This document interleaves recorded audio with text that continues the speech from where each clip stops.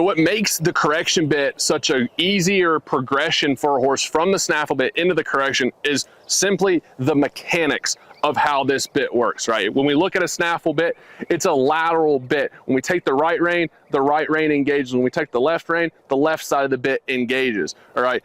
The correction works very, very, very similarly, all right? In the fact that when I take a hold of the right rein here, I can independently make this swivel to the right. When I take a hold of the left rein, I can independently make this bit swivel to the left. So that is a feel that the horse is already fairly comfortable with. What changes about the correction is that because of how this is made, if you take a hold of this in a vertical fashion, so you're not taking your hand out to the side, we're gonna jump on June, I'm gonna explain this in a minute so you guys can see how it works, is that the whole bit will swivel and now you have the vertical rotation of the bridle versus in the snaffle bit, if you take a hold of this rein, the way that this bit works is that it will rotate down. And in fact, some horses get uncomfortable with that with a snaffle bit, but this keeps the bridle all together so that when you pull a hole in this rein, the whole bit rotates and stays together, but you still have access through the horse's body by making that bit laterally engaged from the side of the horse's face.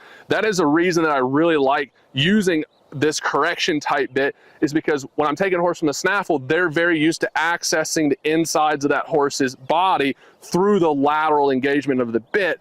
And then now I'm able to take this bridle and engage this bridle in a way where the horse already understands vertical flexion, but now they're getting used to it in a more advanced way. That is one of the top reasons that I like this. This is great for horses that might be a little more stiff, because how are we going to get those horses more soft and supple? Is engaging those horses through the rib cage, getting them soft through their body. Versus if I had a horse that was way more wiggly, then I might be putting that horse in a bridle that doesn't have so much bend to it.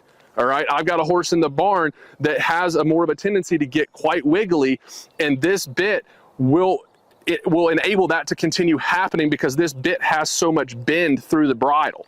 Right, versus I can put her in a more solid mouthpiece bit and it's going to straighten her out a little bit because there's not so much bend through the bridle, because what happens up here in the face affects everything back here, right? And what's going on back here affects things up in the face.